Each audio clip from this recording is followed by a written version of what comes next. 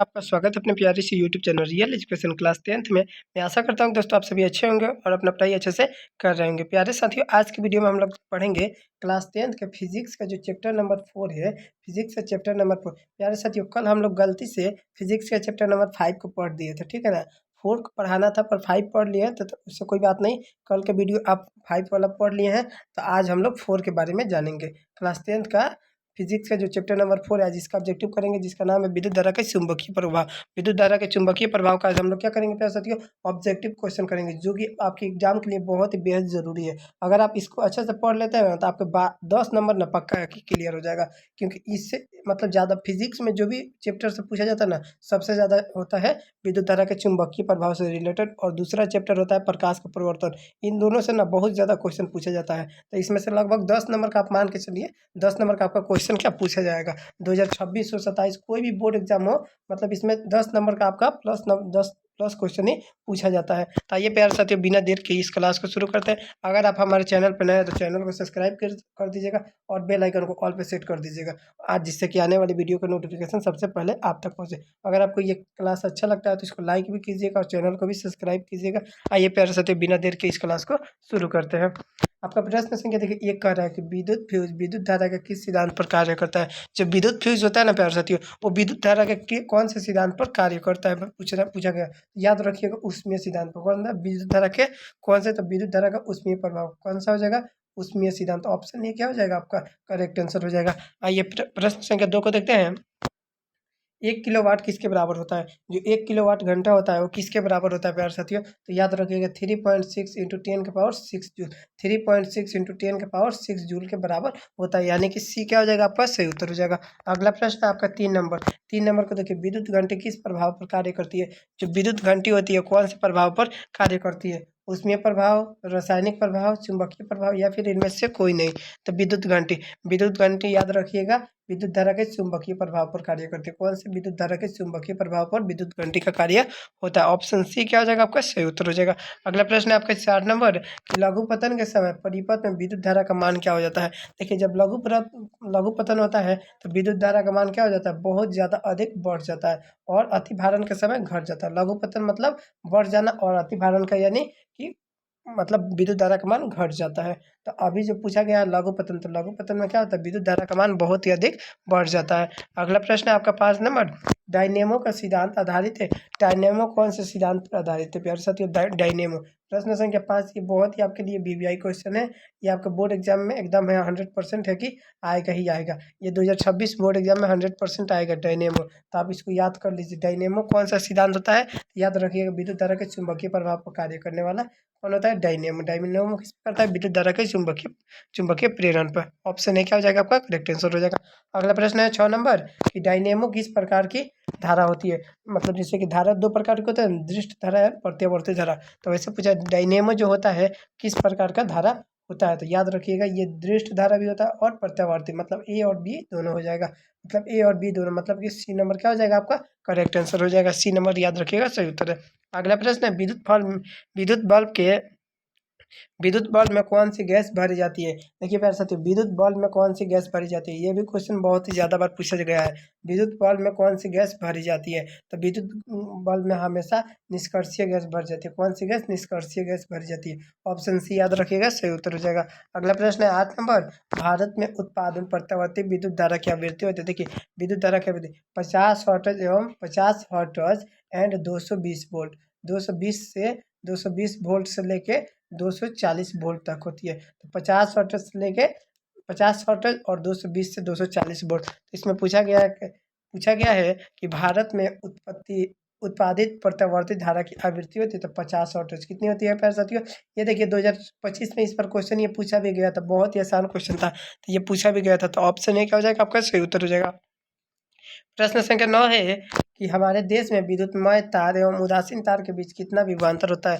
जो विद्युतमय तार होता है और उदासीन तार, उसके बीच का कितना विभवांतर होता है प्यारे साथियों? तो उसके बीच का कितना विभवांतर होता है?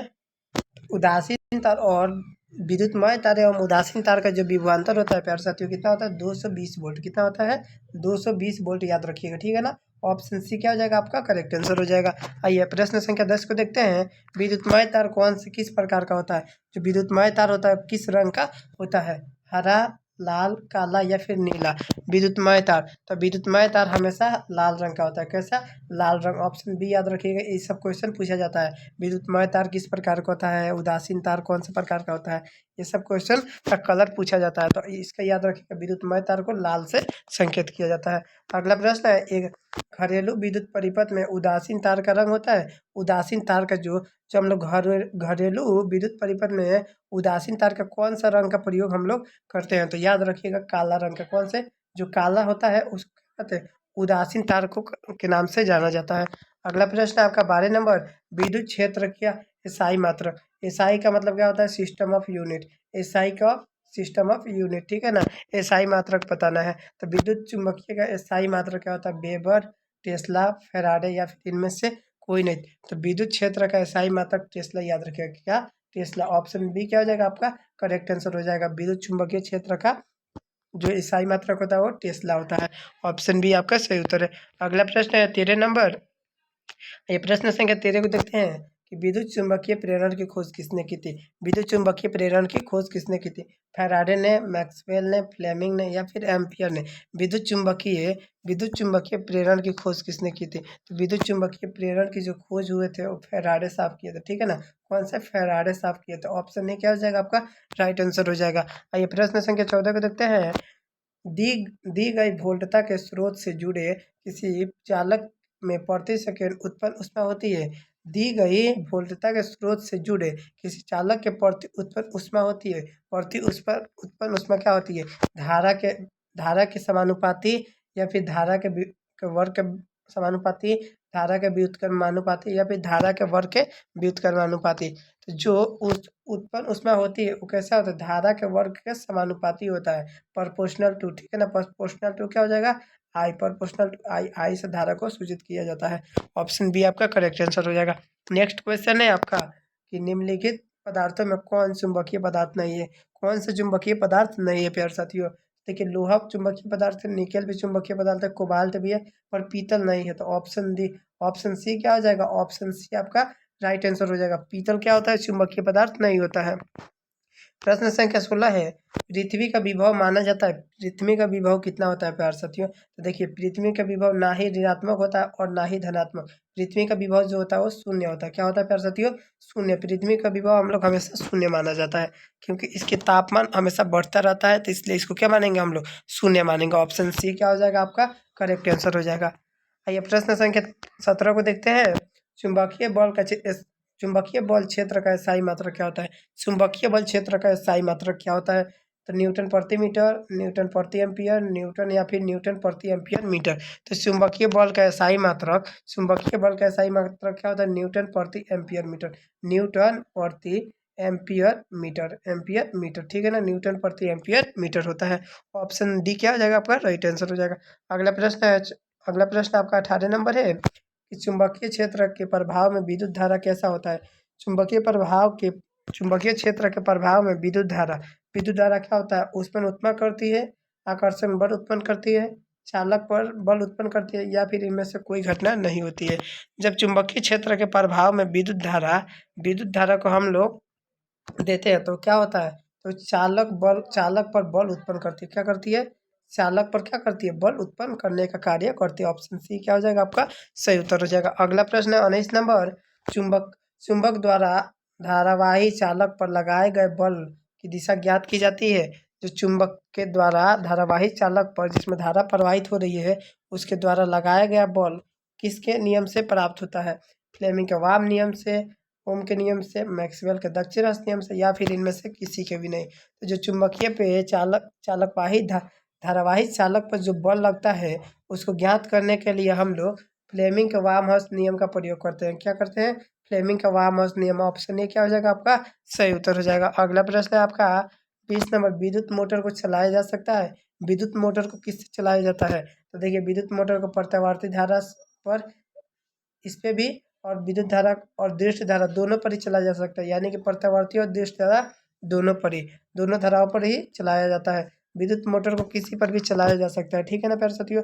विद्युत धारा को विद्युत मोटर प्रत्यावर्ती धारा और दृष्ट धारा दोनों पर चलाया जाता है विद्युत मोटर को। अगला प्रश्न है आपका 21 नंबर कि विद्युत मोटर की क्रिया आधारित है। विद्युत जो मोटर की क्रिया है वो किस पर आधारित है? विद्युत धारा और चुंबकीय प्रभाव पर, विद्युत और चुंबकीय विद्युत धारा के प्रभाव पर, आर्मेचर के घूर्णन पर, या फिर इनमें से किसी पर भी नहीं। तो विद्युत मोटर की क्रिया जो आधारित है, याद रखिएगा हमेशा विद्युत धारा के चुंबकीय प्रभाव पर आधारित है। किस पे? विद्युत धारा के चुंबकीय प्रभाव पर। ऑप्शन ए याद रखिएगा, क्या हो जाएगा आपका सही उत्तर हो जाएगा। ऑप्शन ए क्या हो जाएगा प्यारे साथियों, आपका सही उत्तर हो जाएगा। अगर आप इसका पीडीएफ नोट्स लेना चाहते हैं प्यारे साथियों, अगर आप इसका पीडीएफ नोट्स लेना चाहते हैं तो इस वीडियो को आप शुरू से लेकर अंत तक बने रहिएगा। मैं आपको लास्ट में बताऊंगा कि इसका पीडीएफ नोट्स आपको कैसे मिलेगा। आइए आगे बढ़ते हैं हम लोग। प्रश्न संख्या आपका 22 से डायनेमो के द्वारा बदला जाता है। डायनेमो के द्वारा कैसा बदला जाता है? डायनेमो के द्वारा हमेशा हम लोग यांत्रिक ऊर्जा को विद्युत ऊर्जा में बदलते हैं। कैसे? यांत्रिक ऊर्जा को विद्युत ऊर्जा में। ऑप्शन ए क्या हो जाएगा आपका सही उत्तर हो जाएगा। अगला प्रश्न है आपका 23 नंबर, विद्युत मोटर के द्वारा बदला जा सकता है।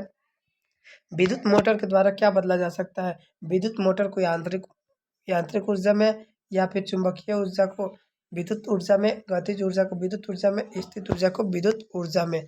तो चुंबकीय विद्युत विद्युत मोटर के द्वारा किसको बदला जा सकता है? विद्युत मोटर के द्वारा हम लोग विद्युत विद्युत को यांत्रिक ऊर्जा में, विद्युत विद्युत धारा को यांत्रिक ऊर्जा में हम लोग बदलने का कार्य करते हैं। ऑप्शन ए क्या हो जाएगा आपका करेक्ट आंसर हो जाएगा।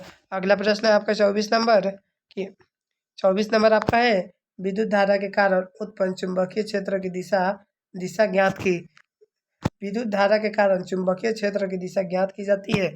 जो विद्युत धारा के कारण जो उत्पन्न चुंबकीय क्षेत्र की दिशा होती है वो किसके नियम से ज्ञात की जाती है? याद रखिएगा मैक्स फ्लेमिंग का वामहस्त नियम। कौन सा होता है? फ्लेमिंग का वामहस्त नियम के द्वारा क्या होता है? विद्युत धारा के कारण इस चुंबकीय क्षेत्र की दिशा को ज्ञात करते हैं। तो ऑप्शन बी आपका क्या हो जाएगा सही उत्तर हो जाएगा। अगला प्रश्न आइए देखते हैं प्रश्न संख्या 25 नंबर, चुंबकीय क्षेत्र एक ऐसी राशि है जिसमें होते हैं, चुंबकीय क्षेत्र एक ऐसी राशि है जिसमें जिसमें होते हैं, एक ऐसी राशि है जिसमें होते हैं, जिसमें क्या होता है प्यारे साथियों, जिसमें परिणाम भी होते हैं और दिशा भी होते हैं। मतलब ए और बी दोनों हो जाएगा। क्या हो जाएगा प्यारे साथियों? ए और बी दोनों हो जाएगा। ऑप्शन सी क्या हो जाएगा आपका सही उत्तर हो जाएगा। ऑप्शन सी याद रखिएगा सही उत्तर हो जाएगा। अगला प्रश्न है 26 नंबर, किसी कुंडली में प्रेरित विद्युत वाहक बल का मान उसके संबंध चुंबकीय फ्लक्स के परिवर्तन की दर का क्या समानुपाती होता है? हमेशा समानुपाती होता है, प्रोपोर्शनल टू होता है। क्या होता है? Proportional to. ऑप्शन ये क्या हो जाएगा आपका सही उत्तर हो जाएगा। अगला प्रश्न है आपका 27 नंबर, किसी छठ चुंबक के चुंबकीय क्षेत्र की क्षेत्र रेखाओं की दिशा क्या होती है? किसी छठ चुंबक के चुंबकीय क्षेत्र की दिशा क्या होती है? उत्तर ध्रुव से दक्षिण ध्रुव की ओर। ये आपका गलत है। दक्षिण ध्रुव से उत्तर ध्रुव की होती है। कैसी होती है? इस चुंबकीय क्षेत्र के अंदर की जो दिशा होती है वो दक्षिण ध्रुव से उत्तर ध्रुव की ओर होती है। ऑप्शन बी क्या हो जाएगा आपका सही उत्तर हो जाएगा। अगला प्रश्न है आपका 28 नंबर, जल विद्युत संयंत्र किस ऊर्जा पर विद्युत ऊर्जा को रूपांतरित करता है? जो जल विद्युत संयंत्र होता है यंत्र, वो विद्युत ऊर्जा को किससे रूपांतरित करता है? तापीय ऊर्जा से, नाभिकीय ऊर्जा से, सौर ऊर्जा से, या फिर स्थित ऊर्जा से। तो 28 का राइट आंसर क्या हो जाएगा? स्थित ऊर्जा। कौन सा ऊर्जा से? स्थित ऊर्जा से ये क्या करता है? स्थापित रूपांतरित करता है। ऑप्शन डी आपका सही उत्तर हो जाएगा। अगला प्रश्न है आपका 29 नंबर देखिए प्रश्न करा, वह उपकरण जो किसी परिपथ में विद्युत धारा की उपस्थिति संसूचित करता है उसे क्या कहते हैं? उपस्थिति को संसूचित कर देता है उसको क्या कहते हैं? तो उसको हम लोग आमीटर कहते हैं। क्या करते हैं? आमीटर जो संसूचित कर देता है आमीटर कहलाता है। ऑप्शन बी आपका सही उत्तर हो जाएगा। आइए प्रश्न संख्या 30 को देखते हैं। ये प्रश्न संख्या आपका लास्ट नंबर है 30 नंबर, कि माइकल फैराडे थे एक प्रसिद्ध माइकल फैराडे क्या थे? तो एक प्रसिद्ध क्या थे? भौतिकी शास्त्र थे। क्या थे? भौतिकी शास्त्र थे। माइकल फैराडे के बारे में आप लोगों ने सुना होगा। तो ये क्या थे? एक भौतिकी शास्त्र थे। ऑप्शन बी आपका क्या हो जाएगा? राइट आंसर हो जाएगा। प्यार साथियों ये आपका 30 क्वेश्चन था। इसमें से तो आपका एकदम है कि 10 को तो क्वेश्चन एकदम पक्का है कि आएगा ही आएगा, ठीक है ना। तो अगर आप इसको अच्छा से पढ़ लेते हैं और याद कर लेते हैं तो आपका 10 मार्क्स क्या हो जाएगा? 10 मार्क्स आपका फिक्स हो जाएगा प्यार साथियों। तो आप इसको अच्छा से पढ़िए। नहीं अगर एक बार में समझ में आया तो 2 बार देखिए, इसको 3 बार देखिए, पर इसको देख के अच्छे से पढ़ लीजिए, याद कर लीजिए, क्योंकि इसमें से आपका 10 नंबर का सवाल है, ठीक है ना। 10 नंबर का क्वेश्चन आपका आने वाला है। देखिए प्यारे साथियों, क्वेश्चन पे आप डिपेंड मत रहिएगा, ठीक है ना। मतलब यही क्वेश्चन आएगा, देखिए इससे रिलेटेड आपको क्वेश्चन आ सकता है, कोई भी क्वेश्चन आ सकता है, पर इस चैप्टर से आपको 10 नंबर का एकदम 100% गारंटी है कि इस चैप्टर से जो भी क्वेश्चन आएगा 10 नंबर का आएगा तो आएगा। तो इसीलिए हम आपके लिए इतना क्वेश्चन लाए, बहुत ही वीवीआई क्वेश्चन ये भी है। कम से कम इसमें से ये भी जो क्वेश्चन हम 30 को बताए हैं, कम से कम इसमें तो 6 को से 7 को लौट जाएगा, 6 से 7 को क्वेश्चन लौट जाएगा, ठीक है ना। और 2-3 को क्वेश्चन कहीं बाहर से पूछेगा थोड़ा सा, या फिर इसी को घुमा कर पूछेगा, ठीक है मेरे साथियों। तो आप इसको अच्छे से देख लीजिए। अगर आपको पीडीएफ नोट्स चाहिए तो आइए बताते हैं पीडीएफ नोट्स के लेने के लिए क्या कीजिएगा। आप सबसे पहले इस वीडियो को एक लाइक कर दीजिएगा। अगर आप चैनल पर नए हैं तो चैनल को सब्सक्राइब कर दीजिएगा। सब्सक्राइब करके बेल आइकन को ऑल पे सेट कर दीजिए, जिससे कि आने वाली वीडियो का नोटिफिकेशन सबसे पहले आप तक पहुँचेगा। आइए अब हम बताते हैं कि आपको पीडीएफ नोट जब आप लाइक और सब्सक्राइब कर दीजिएगा तो देखिए इस डिस्क्रिप्शन इसका इस वीडियो का डिस्क्रिप्शन बॉक्स आप चेक कीजिएगा, ठीक है ना। डिस्क्रिप्शन बॉक्स आप वीडियो का चेक कीजिएगा तो उसमें एक व्हाट्सअप ग्रुप का जो है होगा ऑप्शन, व्हाट्सअप ग्रुप का वहाँ पे एक लिंक दिया रहेगा। आप जैसे ही उस पर क्लिक कीजिएगा ना, लिंक पे आप क्लिक जैसे ही कीजिएगा ना, आप ग्रुप में ज्वाइन हो जाइएगा। और हम उसी टाइम जैसे ही हमारे पास मैसेज आएगा कि आप ज्वाइन हो गए हैं, तो आपको हम क्या करेंगे, उसका पीडीएफ नोट्स प्रोवाइड कर देंगे। तो हम आपको पीडीएफ नोट्स को दे देंगे, तो आप वहाँ से पढ़ सकते हैं। देखिए पीडीएफ नोट्स लेने का बहुत ही फ़ायदा होता है। अगर आपका कभी एमबी खत्म हो गया है, रिचार्ज खत्म हो गया है, तो आप उस घर पर भी पढ़ सकते हैं, प्रैक्टिस भी कर सकते हैं। आपको उसका आंसर के साथ भी मिलेगा, आंसर भी देख सकते हैं, आप याद भी कर सकते हैं, है ना। तो इससे कम समय में ज़्यादा आप काम कर सकते हैं, इसीलिए पीडीएफ नोट्स लेना बहुत ही ज़रूरी होता है। तो आप ग्रुप में ज़रूर से ज्वाइन होइएगा। मिलते हैं एक नए वीडियो में, तब तक के लिए जय हिंद, जय भारत।